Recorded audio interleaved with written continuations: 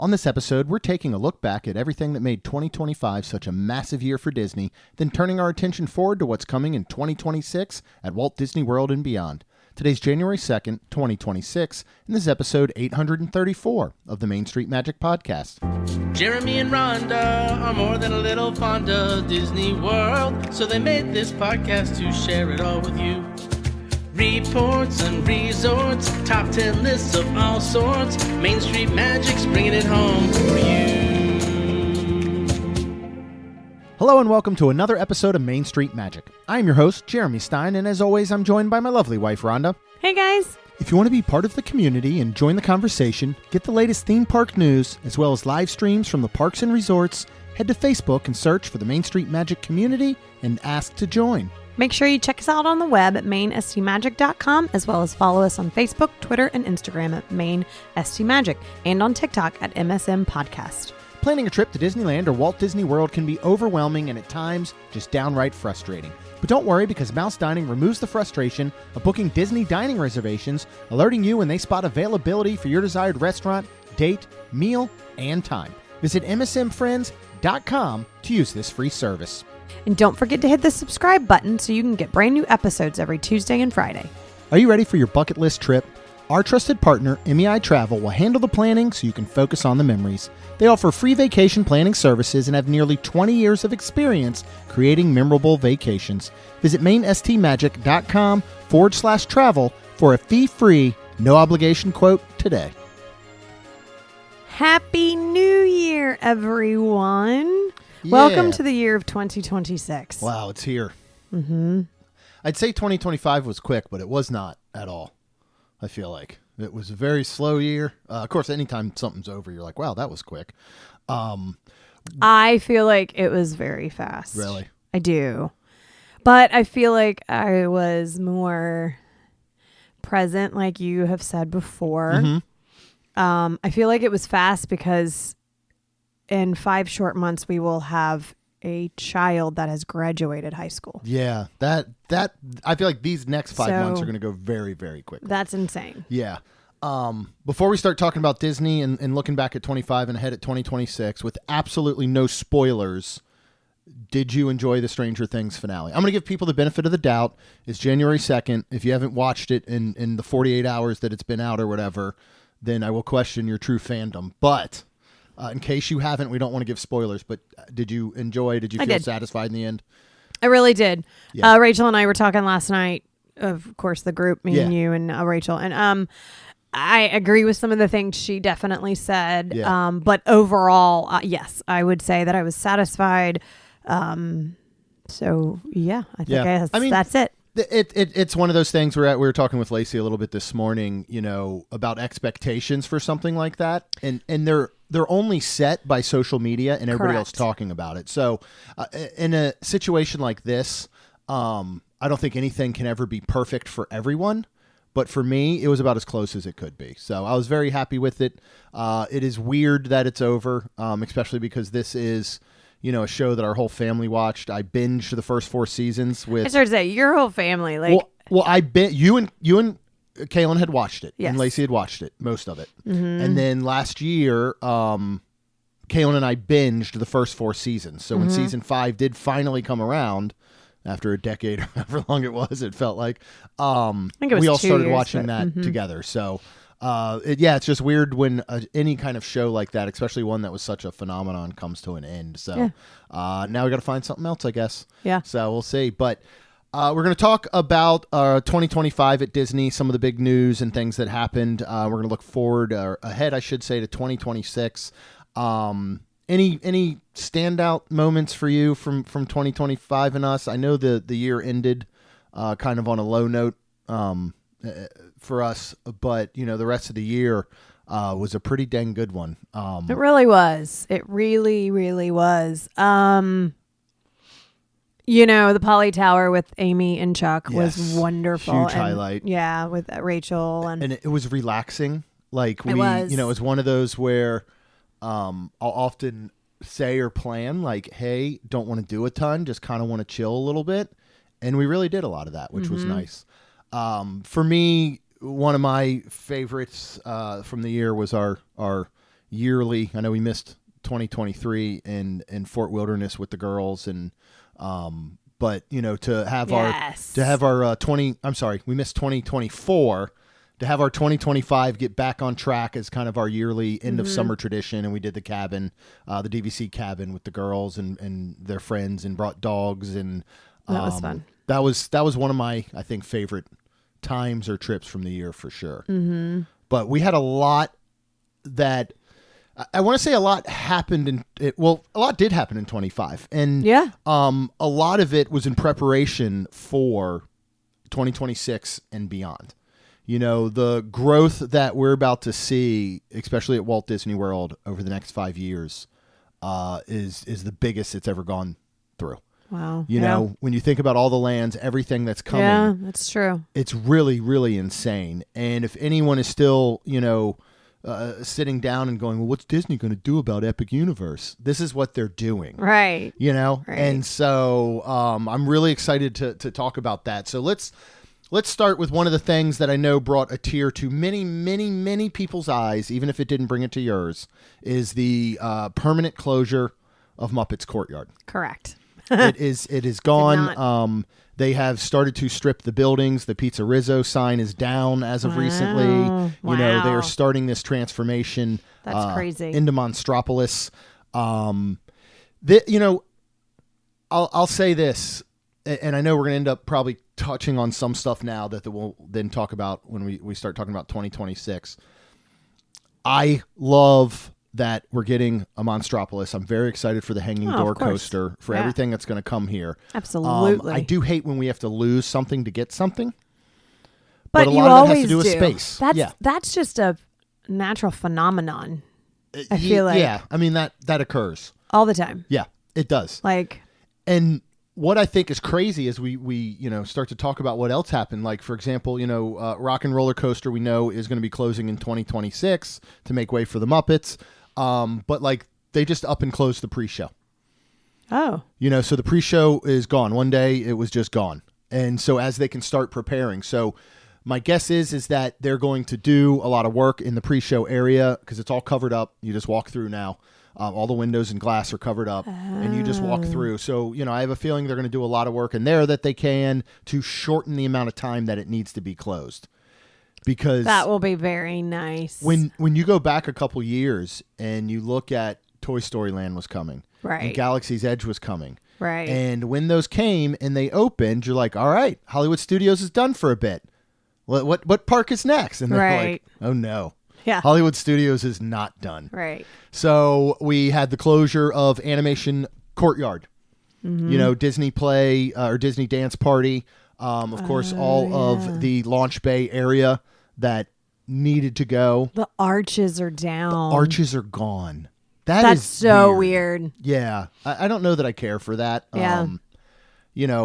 I have a lot of faith in this area, and I think it ended up being obviously when they announced, that's like the hat being gone. Yeah, it is. The Sorcerer's Hat. Yeah. Or even go back to the Earful Tower. Yeah. I mean, that is an iconic landmark of MGM into Hollywood Studios since it opened. So it is a little bit weird to see it gone. I think when you look back and everybody was thinking, all right, where is Monstropolis going? Where is Monstropolis going? It makes perfect sense to put it in Animation Courtyard in Launch Bay. That's where it should go. That's where it should go. Everybody wanted it to go there. And then they said, no, it's going in Muppets Courtyard. And everybody's like, what? Why? Why are you not doing something with Launch Bay? What is going on? Disney doesn't know what they're doing. Epic Universe, Universal, right? Right. Well, obviously they had this plan all along. Right. And there's no better place to bring this back to life. Yeah. Do you remember the old animation? I can't remember exactly what it was called, that you could go in and watch the animators that was over in this area. I feel like yes, but very vaguely. Yeah. Very. So we're going to get a lot of that back. That's awesome. That's going to be super cool. I think it's going to bring some of that interactivity and some of that behind the scenes and some of the Hollywood back to Hollywood Studios. Right. So super duper excited for that. Yeah. 100%. And again, when you look over at Muppets Courtyard and Monstropolis, everything's going to work. It's going to fit perfectly. Right. They are expanding. They closed down that entire parking lot area, cast member parking lot area. That's where the hanging door coaster is going. So it's not as though, they're pulling something like we'll talk about over in Dino Land, where you're really wiping out an entire land for another. Right. We are technically getting an expansion in that sense, where you are expanding the footprint of the park. Right. So that part will be cool. If we move over to Magic Kingdom, we finally saw the closing. Again, huge topic this year of Tom Sawyer Island and Liberty Bell Riverboat. This is going to make way, of course, for the Cars-themed Piston Peak area. And then beyond that, in Big Thunder Mountain, Villains Land. So, you see some closures and stuff all throughout this area. Mm-hmm. How do you feel about Tom Sawyer Island being gone, about the Liberty Bell being gone? Is this something that you think you'll miss, and if so, in what way? The only way I think I'd miss is the quietness of things. So we'll see. I do remember like taking the kids over there and stuff, but unfortunately, when we were there, the place to eat over there was never open. Yeah. So it wasn't like we have major memories of being over there, letting them play, hanging out, eating, all the above. I do, have memories of that, but I never loved it. Like, I don't know. It was just cute and somewhere for kids to play inside Magic Kingdom. Yeah. Yeah. That you could like not have to wait in line, and just kind of like play. Like back at Hollywood Studios and Honey, I Shrunk the Kids area. Oh man. That was amazing. And then like over at Dino Land where the Boneyard, I do love that they had these places for children. Mm-hmm. I think I don't have any young children. I think I'm sad for people growing up now that have really young kids. Yeah. That they don't have that. But I mean, let's be 1,000% honest. They're not gonna miss it. They're not gonna be in Magic Kingdom going, well, I wish we could just take the kids somewhere and let them play and us just sit here. Well, and here's the thing too, is being parents now of 15 and almost 18-year-old children, even going back, 10 and 15 years ago when they were little, technologies, social media, things were so different that part of me wonders with the, now obviously kids love to play, and they always, I mean, we've seen them in Boneyard all the time. Oh. But kind of like you're saying, 100%. A kid who didn't know it was there is never going to miss it. Correct. And if it was there, I don't know that their enjoyment level obviously would be the same as what's replacing it. Right. Now, I'll go back, and I meant to make this point about Hollywood, but I can make the same thing here. We are getting ready to see major lands and major attractions go into places that were quiet spots that you could guarantee doing something. Like you were just saying, and that's what I think I'm going to miss the most about some of these, and we'll talk about, all right, Dinoland USA, phased closure began, right? We still got Dinosaur open. Everything else is phasing out or is phased out already right now. Right. It's going to be interesting to see how that all works when you're putting in e-ticket attractions in these.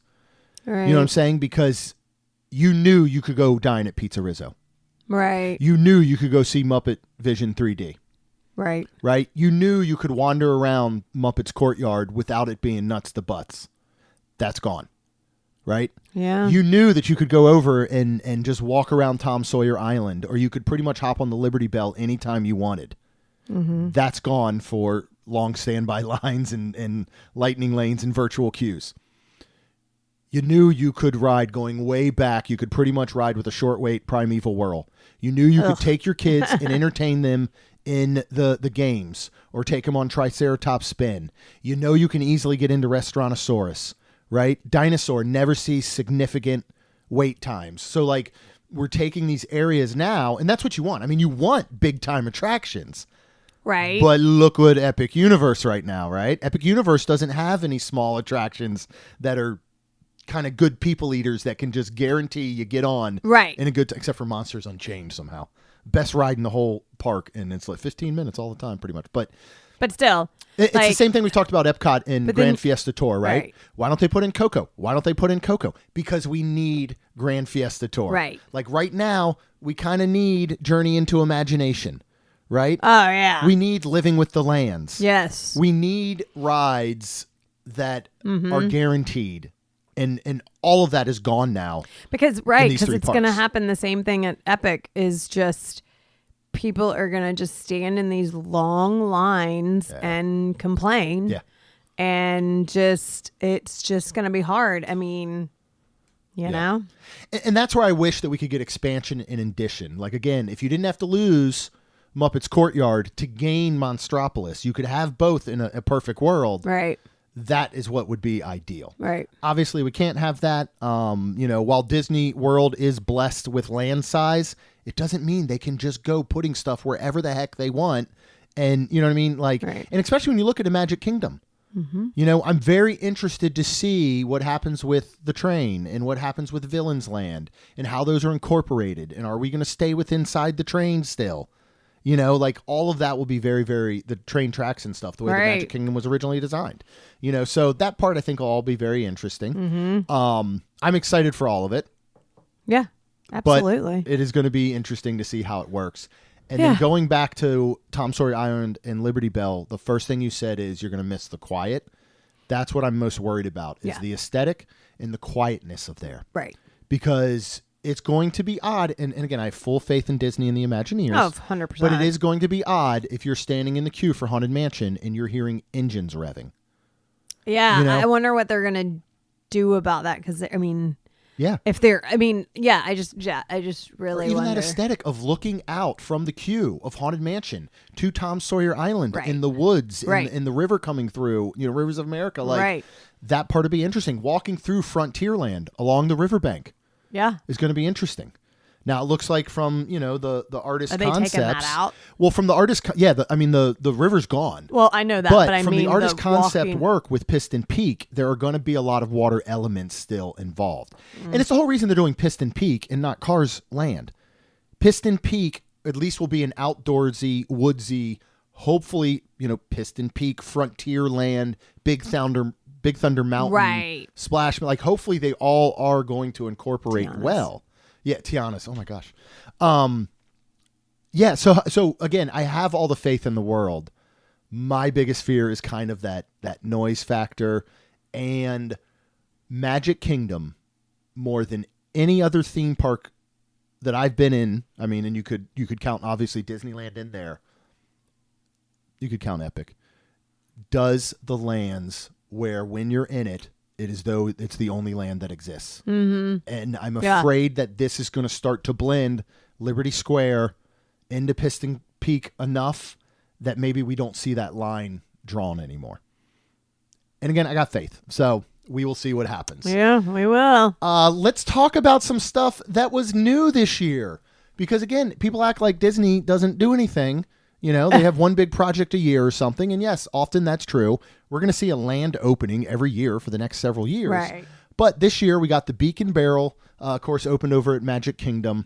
What are your thoughts on this? Is this a great addition? Great addition. Fantastic. I love it. I love the food that, yes. what is it called that we love? God. They're like the little arepas, the corn cakes. Oh my God. Those are so good. I could go. We need to make a Beacon Barrel reservation here soon when we go back in a couple weeks. I'll look up what's available. I'd love to get back in for that. And and here's one that I'll say about Beacon Barrel is that the only folks that I personally have seen that are disappointed in it for some way had unrealistic or unknowledgeable expectations. Where you'll get the people who will come in and then they'll go and they'll come out and they'll complain and be like, man, it only got to have 45 minutes. Yeah, that's how it runs. That's what they're doing. And if you're upset with the 45-minute limit on this, then that means as many people don't get to enjoy it if they get rid of that. Well, that'd be sad. It would be. I think this is one of the best additions we have seen to one of the theme parks since I can remember. As far as like a single addition. Obviously not talking whole lands or anything. Right. This is one of the best things we have seen in a long time. Yeah, 100%. I'm very excited for the Destiny and Castle Cannon. Yes. You're getting into 2026 now. Well, yeah, but Well, what I want to but- say is like we both walked in there, and as we sat in Beacon yeah. Barrel, we were like, I feel like I'm on a cruise ship. Yeah. And it was so great because I feel like, and this is why I'm very, very excited for these lands and all the new stuff that's coming, because I do feel like for a couple of years here, coming out of COVID, Disney in some ways was kind of phoning it in. Yeah. A lot of things got stepped back. A lot of projects got cut. Right. Or, dumbed down.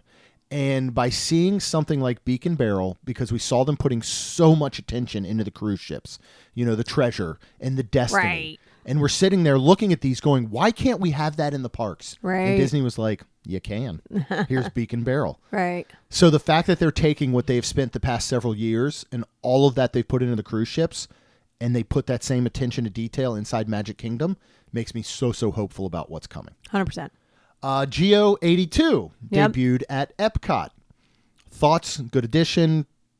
I think it's fantastic. We were leaving Epcot the other night, actually, and looking up into Geo 82.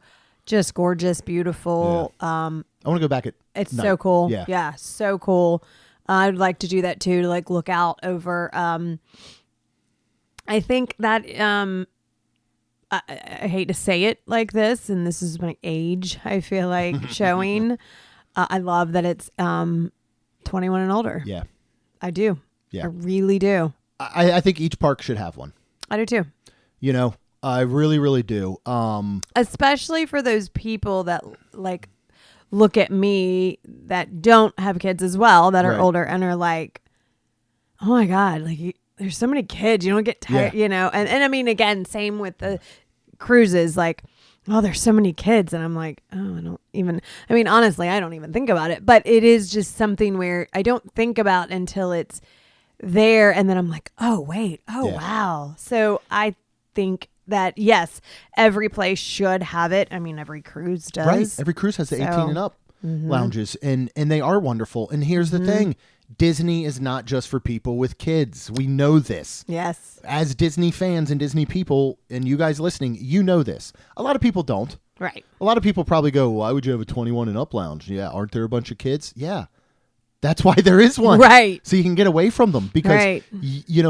Yes, we have kids, and we went through all of Disney with kids from the time they 100%. were born until they were teenagers, and even now, obviously, when we take them once or twice a year. Yep. But we travel 99% of the time now without our children. Mm-hmm. There's nothing wrong with us wanting to get away from other people's kids. And there is nothing. Look, there's a lot of folks that don't have kids for a very, very good reason. Mm-hmm. I get it. They shouldn't. It doesn't mean to go, oh, well, you're going to Disney. It's filled with kids. Okay, that doesn't mean they shouldn't be allowed to go enjoy themselves Right. and have a place that they can find peace. The same way that the kids used to have the boneyard. Right. That's made for them. Right. That's when the kids are like, you know what? I'm kind of sick of all these adults. Yeah. We Can I need just go somewhere play? to go. Yeah.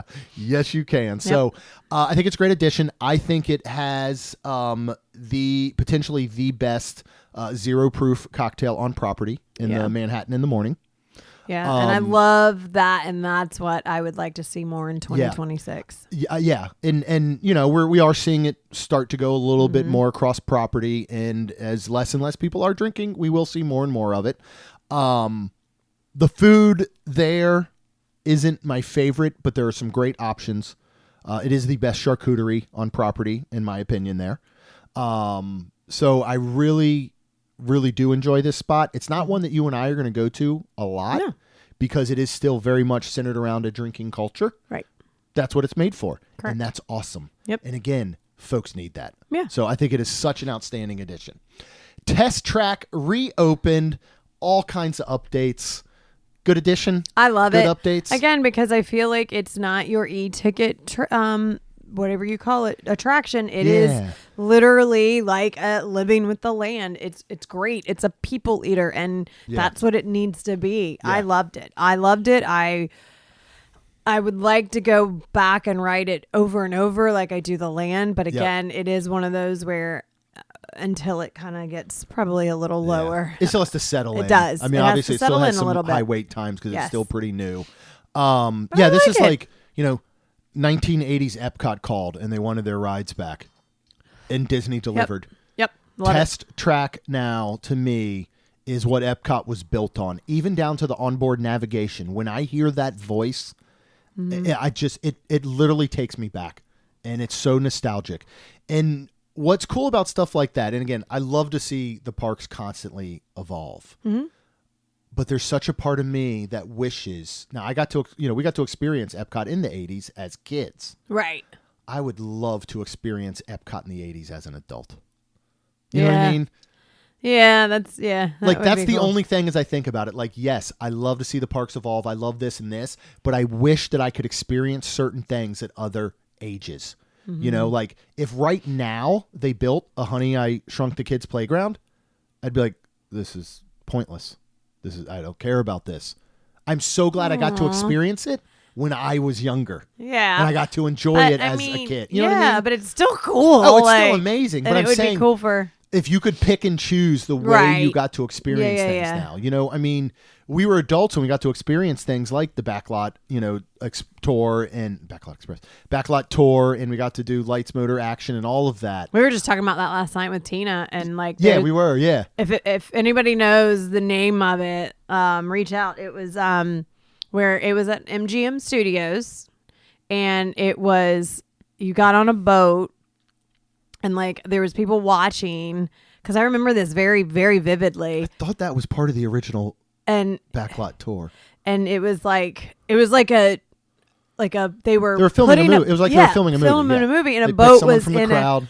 A crazy storm. Yep. And it was so cool because Tina remembers it, and she was like, "What was that called?" And I believe it was the original part of the Backlot tour, because you did that. It was almost like a part of a pre-show, and then you went in and you got in the tram that took you around through everything. Really else. Cool. Yeah, but again, I look back and be like, man, I wish I could have experienced that when I was 10 years old.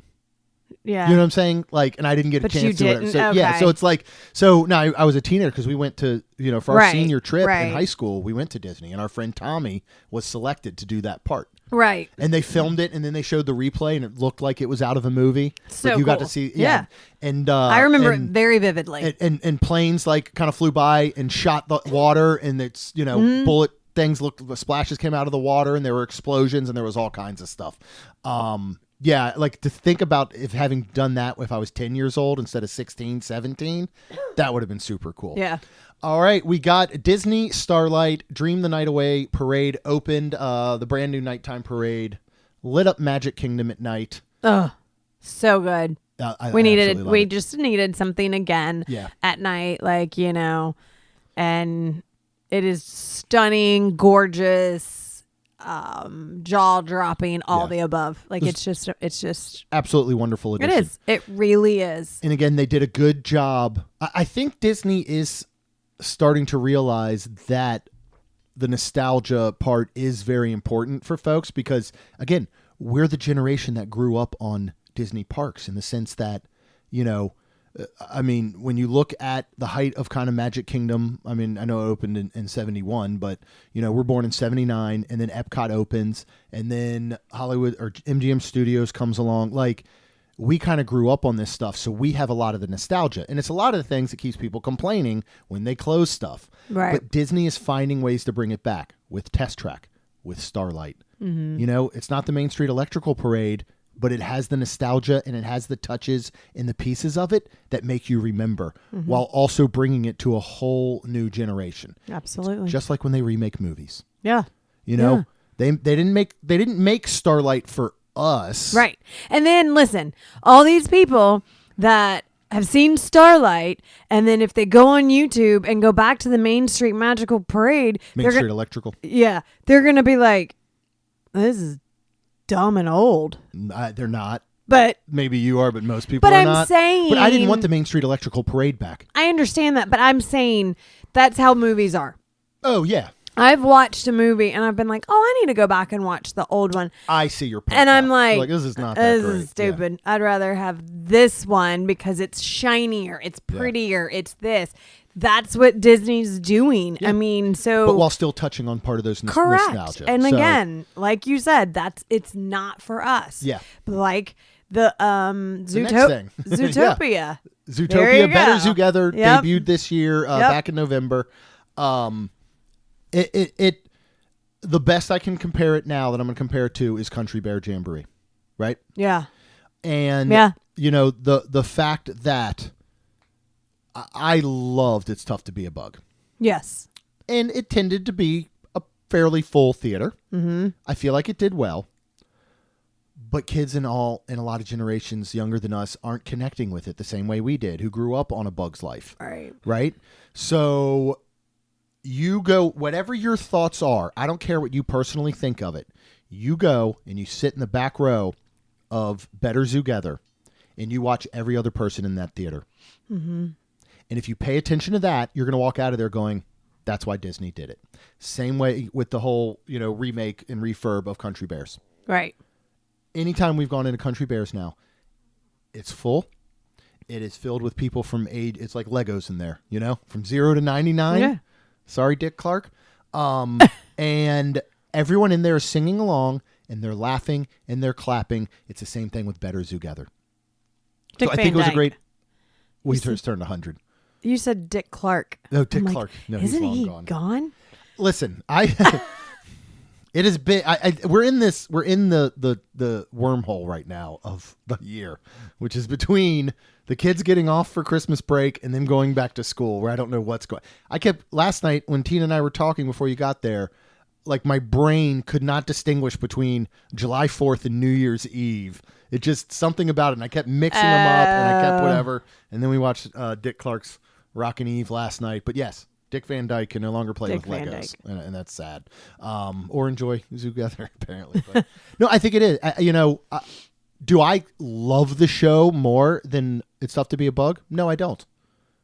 Yeah. Will I go see it when we're in Animal Kingdom and need something to do? You know what? I really will. Yeah. And it'll be kind of like what It's Tough to Be a Bug became to me, which was I enjoyed going in and watching other people enjoy it. Right. And that's what Better Together is. It's watching other people enjoy it. Right. And we can go back, does it technically fit in Animal Kingdom? No, it does not.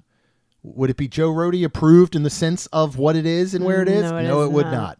Did they do a great job with what they had? Because here's the other thing you have to remember. Same thing goes back to Splash and turning over to Tiana's. The Imagineers were given a project to fit something inside of something. Right. And I think they're doing a wonderful job of it. Yep. Now, it'd be completely different if they had said, hey, we have a plot of land right next to Animal Kingdom that we would like to put Zootopia in. You got free reign for you guys to create whatever you want. You would see something completely different. Correct. They had to do what they could do with what they were given, and I think they did a great job. This was like the year of shows because we got Starlight, we got Better Together, we got Disney Villains, Unfairly Ever After, maybe a test run for what is to come. I hope so. I take it you enjoy this show. I loved it. I do too. Love it's so it. fun. Love it. Like, again, like I like to go now and just like watch other people and, to be honest, see who would win every time we've been, which has only been a couple of times, but still Maleficent wins, which I think as she should. No, we saw Cruella win once. We did? Yes, we did. Oh, my bad. Yep. But I want to get back to it. Like we have, Yeah. we probably need to write down stuff. We would do this every time. We have all these grand plans as we talk about them. And then afterwards, we just go sit on our butts and do nothing for a while. I think this show is outstanding. I obviously, I do not believe it is permanent. I think it is a great kind of test run to see what audiences love and enjoy about the villains. Right. So they can do it in Villains Land. Our wonderful, wonderful friend Zach, who did make a very good point, is that this show opened at the same time those shows in Epic Universe did. And he makes a very good point that they are nowhere near the level of what Epic Universe is doing.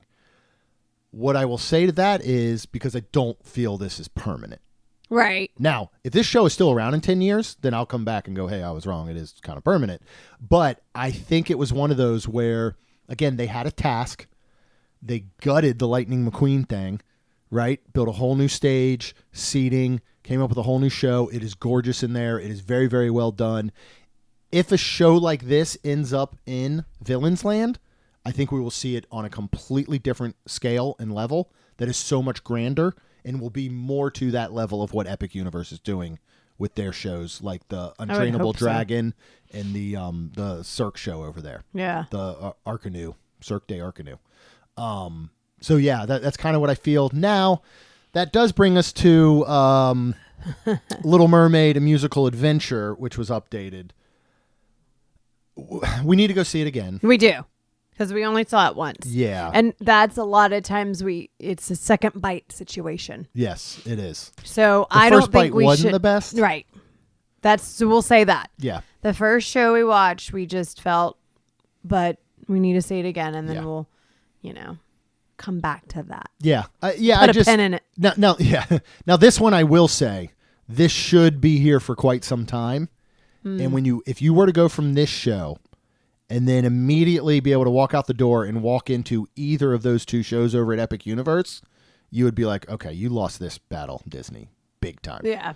Oh, of course. So again, if you want to play the comparison game, which I don't tend to like to do, but I will here, this didn't really fit the bill. And I don't know that it still needed to be a Little Mermaid, especially now knowing that this whole animation courtyard is changing over. Right.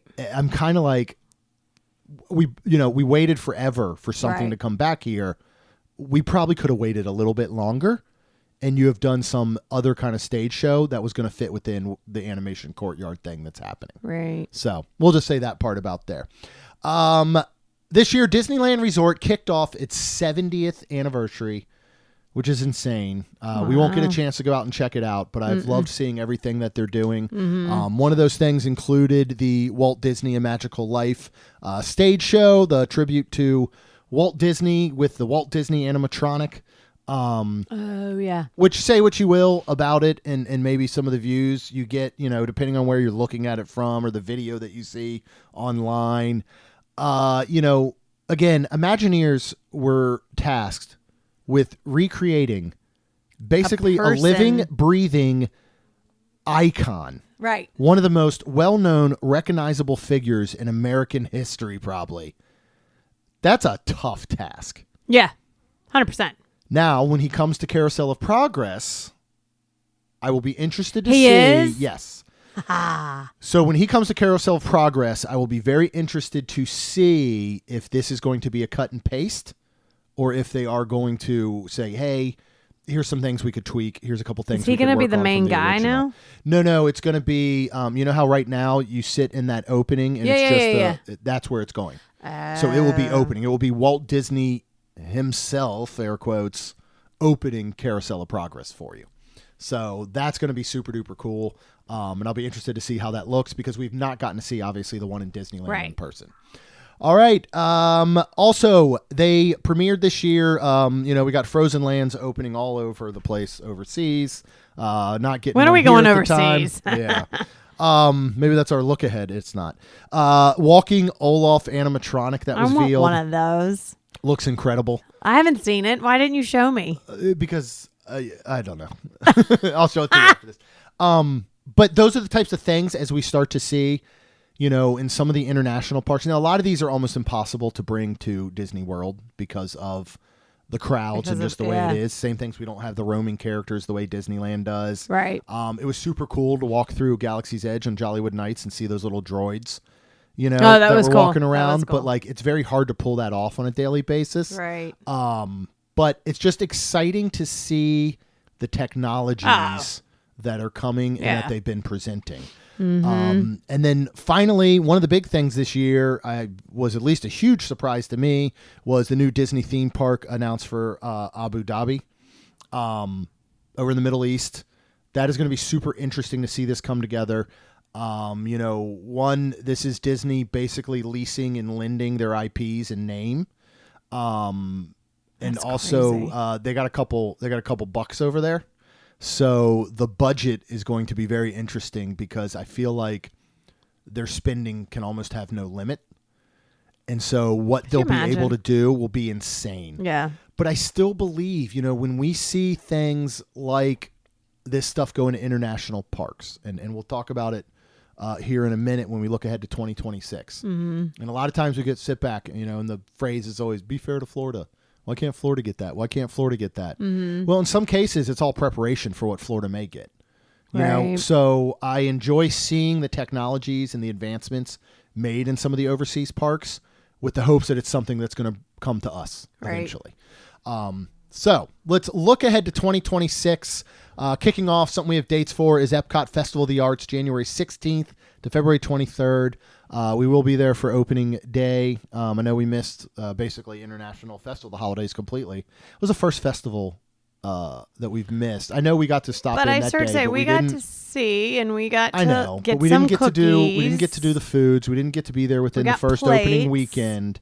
It was the first one we've missed in like 8 years, which is crazy. But we didn't really miss it. I missed it.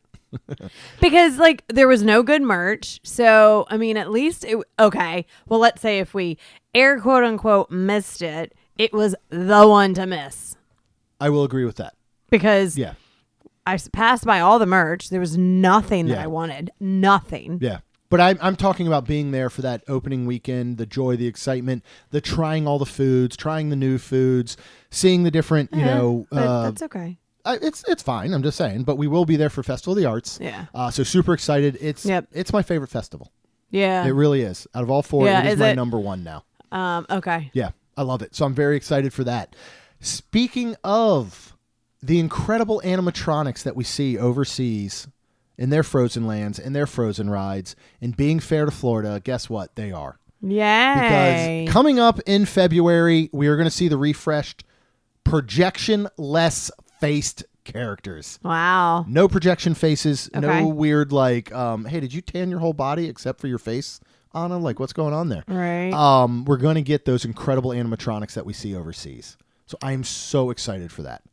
Are we going to get the one where she changes? That was amazing. No. I still watch that. No, because it's going to be the same ride. They're just switching out the animatronics. So now I wonder in these situations, and somebody smarter than me could let me know, do they just switch out the heads? I don't know. Like, I wonder if there's a need to switch out the entire. I mean, whole because body. your movements are so much more fluid on newer animatronics, obviously, and the ones overseas. So I would hope they switch out the entire animatronic to get those, more fluid movements. Right. And then use those for other things. Oh yeah, I mean they can always reuse. Right. So that'll be interesting. Take but I'm excited apart. for that. After hours events are returning again for 2026. But aren't they all on a night that we can't They tend to be on like Monday, Tuesday, Wednesdays. They're very hard for our schedule. If there is one that we can find that we can do, it has been on our list and we will plan to do one because, that is one of those big questions we get is how are the after hours? Are they worth it? A lot of times it comes down to, should I spend money on lightning lanes? Right. Well, that depends. Because an after hours, an after hours might serve you better. Right. So we want to bring you firsthand experience and knowledge of that. All right, we got dates for Epcot Flower and Garden Festival. This will be March 4th to June 1st. This is what I love. This is my second favorite festival now. I think this might be my favorite. For me, the food doesn't always do it. It's just a little too earthy sometimes for me. Like, I don't always love the food here as much as I love Festival of the Arts, but you can't argue as far as decor and theming. This is number one. Yeah. The topiaries, all the it flowers. Is number one. So pretty. Plus, I'm a guy who loves me some garden rocks. So I get very, very excited every year to see the announcement of that. Not sure when. So the dates are March October's coming. to June. March, April, May, June. That's 3 solid months. All right. Yeah. So we see almost a good 90 days of it. 3 good months of it. 3 months of it. So very, very excited for that. Yeah. I believe I have our calendar marked to be there opening weekend. So I like, we're not a first podcast. I just don't love the first culture, but we enjoy being there. Yeah. In the beginning, one, it does help us bring you reviews quicker in case you're, a lot of our listeners may not be there the first weekend, but they are there the second weekend. Right. And we like to be able to bring that in our opinions and experience to you. Also, there is such a vibe about opening day. Oh, yeah. There's just something like, even if you can be there on opening day, but you don't want to deal with all us annoying podcasters and bloggers and vloggers and all, still go. But don't make it be your day that you plan to eat and do just go experience. Yeah. There's an energy about it that is just absolutely incredible. Yeah. And I love it. Big Thunder Mountain Railroad will finally reopen sometime this spring. Oh. We know we've got some updates going on in it. They're going to bring some exciting new I hope items and some. they bring Disneyland. There's parts of that are kind of coming. So I'm very excited. What I'm most excited for is the fact that they retracked the entire thing, because it was one of those that was, it was getting rough. Whether it was getting rougher or I'm getting older, or a combination of both, I'm very excited to experience it on what should be a much smoother ride. Yeah. But still being the wildest ride in the wilderness, Yeah. I'm sure. Buzz Lightyear's Space Ranger Spin is reopening in spring as well. Are you excited for this, knowing that we've never cared for this ride because the shooting system and the pointing and all, it was always awful. Are you excited for the new I'm updates? excited to see and try and see if it's better. Yeah. So. Oh, it's going to be. I thought you said not. You have removable guns. I know that. And I they're thought changing you said out the entire targeting system. All of that's changing. So the entire target. And again, there were some examples you can find out, and some testing and some things that they showed some different folks about how the new system and all works. And it will be leaps and bounds better. Okay. I'm not saying it's going to all of a sudden be like the greatest ride ever, but almost anything was an improvement. If you ask me, if they just said, you know what, we're just removing the guns and targets, and it's just a fun ride through, I'd be like, you just improved Space Ranger Spin. So the fact that they're doing it with all new technologies. Yeah. And again, this is just what I want to point out to the people that complain about Disney and act like they don't make advancements, and that, their parks are going to what sometimes, and that continue to want to make that epic universe comparison. Disney doesn't have to do this. Right. This, it's not like this is an empty queue when it was the old Space Ranger Spin. Correct. This still saw longer wait times. Probably because a lot of those people didn't know any better, but still, they didn't have to do this. Right. They didn't have to update Big Thunder, especially off the heels of changing Splash into Tiana's. Right. They don't have to put in There's a lot of things they don't have to do. That's right. And they're still doing it. They're investing. They're growing. So bravo Disney on that one. Cool Kids Summer will be back, as well as the free water park admission on arrival day. Disney has stated it as summertime. This is something that we highly recommend you take advantage of. Absolutely.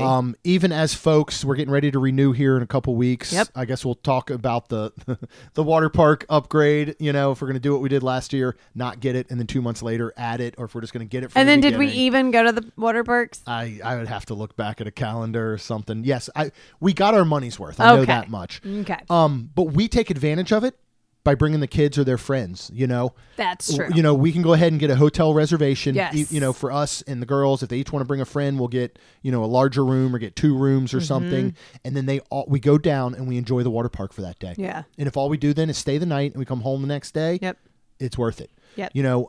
This is one of those things where if you were paying $200 a night at an All-Star for 4 people, then that's about a $70 value per person. You've made your money back on that one night. You can either look at it as a free water park day or a free night at a hotel. Right. So highly suggest you take advantage 100%. of this. H2O Glow After Hours returns. That was fun. Yeah. I'd like to try and do that again this summer. We missed it this past summer. Of course, 2 years ago is when it was the 3 times a charm. We finally got to experience it. But this is something I'd really like to do again. I loved it. I thought it was so much fun. We ate our weight in Mickey ice cream bars and sandwiches and popcorn and free sodas, and it's a lot of fun. To have an Animal Kingdom, I know that's not the same, but I want to experience Animal Kingdom truly at night again. Yeah. To experience a water park at night, which you normally do not get to do, is just something else. When you're floating down the lazy river, and with glow sticks and these cool inner tubes. Yeah, it was fun. And, it is dark out. It's just absolutely still a little incredible. cold. I'm not going to lie. It is still for a little Florida cold. Girl. Definitely is. Banana Ball is coming to ESPN Wide World of Sports. This is going to be one of the biggest things that has happened at Disney, especially at the Wide World of Sports. Are we going to go? Because Tina wanted to go. I put in for the lottery, and I have not gotten any sort of anything. So, and this is not, the Savannah Bananas are not playing in these games as 2 of the other teams of Banana Ball. Right. Including the new one, I can't remember what they're called, but I'm not a big banana baller. I do think it's incredible. And what's the guy's name? Jesse. I can't remember his last name that created it. Seems to be one of the most intelligent businessmen ever. And it's one of those where you want to look at every corporation in the world and say, watch what this guy does. Right. You know what I mean? Watch what he does for basically what you'd call his employees, their I mean, it's unbelievable what he does. This is going to be huge, and I would really, really like to get to a game if we can. So we'll see what we can. But even just to be there, I think that weekend would be incredible. So May 29th and 30th, it's going to be huge. The bananas are coming to town. Bluey and Bingo play area will be opening over at Animal Kingdom. Think Alexia want to go play? Maybe. This is an interesting one because it's going over in Rafiki's Planet Watch. That's going to be full train. Yeah, that is. So I think this will be interesting to see how this comes together. I think they're probably testing something. Oh, 100%. You know, and they're coming to cruise lines. They're coming to other areas like, you know, Bluey's big. So there's no, ever since, was it Fox that owned Bluey, and then when Disney bought, I think acquired the rights. Everybody's been asking, when is Bluey coming to the parks and cruises and all that? Well, he's coming. All right, the Magic of Disney animation will be opening. So over in Animation Courtyard area, this is coming. I'm very excited to see how they bring this to life. You know, I hope we get some of those throwbacks to MGM where you can watch live animations happening, and you can, it sounds like it's going to be very interactive. Cool. Which I think will be just wonderful. Rock and Roller Coaster, starring Rhonda's favorite, the Muppets, will open in 2026. I'm pumped for this. But see, here's one of those things. I'm happy for the Muppet people. Well, but here's the thing. I understand, like, if you're not big on the Muppets Vision 3D wasn't going to do it for you. You know what I mean? Like, it's not going to be like, you're going to go and you're not going to be like, probably, all of a sudden I love the Muppets. What I think's great about this is you're not going to have to love the Muppets if you just love roller coasters. You know what I'm saying? Like, I don't love Aerosmith. Sorry, I don't. I love Rock and Roller Coaster because it's a roller coaster with a great story. That roller coaster's in the dark. With a great story and a great setup and so this is one where you would never be like, you never once said, I want to go see Muppets Vision 3D. God, no. Right. But I could see you saying, you're going to get hate mail. I can see you saying, I want to go do Rock and Roller Coaster with Muppets Mayhem. Now, you might not say the Muppets Mayhem part, but you're going to be like, I want to go ride that ride. This is how you start to bring the Muppets to other generations and to people that maybe don't love the Muppets. Okay. So I'm very, very excited for that part. New Millennium Falcon. Well, we've been waiting for this since it opened. Smuggler's Run. Yeah. Mandalorian. When the movie comes out next May in 2026, they are going to bring that new mission there. Are you excited for updates? And are there any other updates you would like to see, maybe in gameplay, control? Like, what do you think could make this ride better other than just updating the scenery the way that they do all the time with Star Tours? Yeah, that I would not want to play the game, like, because I feel like we'd crash all the time. So, I mean, it is. You're not as excited? No. I'm excited for the new scenes. Yeah. But I'm saying, is there anything they could do with the gameplay that would maybe autopilot? Yeah. I hope they mess with the controls a little bit because they're so sensitive. Right. Like, if they can figure out a way for the pilots to have and again, this is just so hard because you got to get so much involved. I wish there was a way that there's a button outside of the cockpit where the cast member could be like, all right, this is like a 7-year-old and an 8-year-old, a 6-7-year-old, who's getting ready to fly this thing. Let me just hit this button, and it does like half autopilot. You know what I mean? Right. Where they still feel in control. And yes, if you turn it to the right, it's going to go right. But these kids are just jamming it all the way to the right, and you're crashing. Right. Like, I wish that they could change sensitivity potentially of controls based on who's flying. But that's not really fair because I could get in there and fly it like a 7-year-old as well, and they wouldn't know. But I still wish there's something we could do with that portion of it, not to give up control the way that Star Tours, you can't obviously control Star Tours, but just to make it so you're not constantly crashing into things, and it makes it a little more fun. Soarin' Across America is coming Memorial Day weekend. Nice. Are you excited for that? I think it'll be neat. Yes, absolutely. To see what they have on the like US the landmarks and everything they select. They have. Yep. Yeah, that'll be fun. I wonder if it will just end the exact same way in Epcot. I would assume so. Here's what I'd love to see it end as. It flies through all of the Walt Disney World parks, but ends in Epcot. Oh, that'd be really cool. But I believe they're getting the exact same thing out in Disneyland. So it may not end in Epcot at all. I don't know. So I'm just interested to see. Well, and the landmarks will be super cool. Like, can we fly through the Grand Canyon? You know, I'm sure you're going to include Statue of Liberty. You're going to include like a Vegas flyover would be cool. Like, it's going to be neat. And unlike you and your family when you were young, I have not traveled across America in that way and seen these things. See, and that's where to me it'll be cool because I'll be like, oh, I've seen that. Yeah. I've seen that. Yeah. I've seen that. That's going to be cool. I'm super excited for this. I'm very, very excited for the 250th at Disney in July 4th weekend. We will be there with the girls. We're staying at Poly. And so I'm pumped for the celebration that's going to occur because I know Disney is not going to hold back. Can't wait to see the fireworks, the foods, the specialty, everything. Is going to be super duper cool. Mm-hmm. And then finally, this year we should see Level 99 opening up at Disney Springs. Used to be Disney Quest, then it was the NBA Experience. Oh my goodness! Now it's this Level 99. What is Level 99? It's like fully just interactive gaming and all kinds of stuff. It looks like it's going to be super cool. Okay. I'm hoping it's something that can come in there and be successful and stick. Yeah. Again, these past 2 months ended 2025 a little different for us. So our 2026 plans aren't as set in stone as they normally would be at this point. Yeah. So we have a lot of figuring out to do about what's coming up. So I would say, what are you most looking forward to? Right now, our cruise. I'm very looking forward to our cruise in April. We got on the books here in a couple of weeks. We are going down for the arts opening and some other stuff that we look forward to sharing. We do have the July 4th trip at Poly set in stone.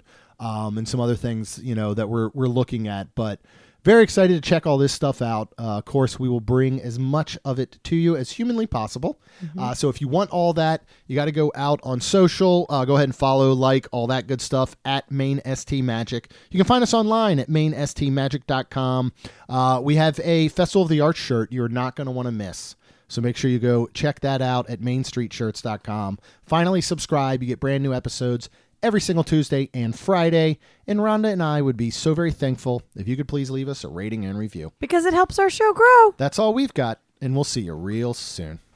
Jeremy and Rhonda are more than a little fond of Disney World, so they made this podcast to share it all with you. Reports and resorts, top 10 lists of all sorts. Main Street Magic's bringing it home.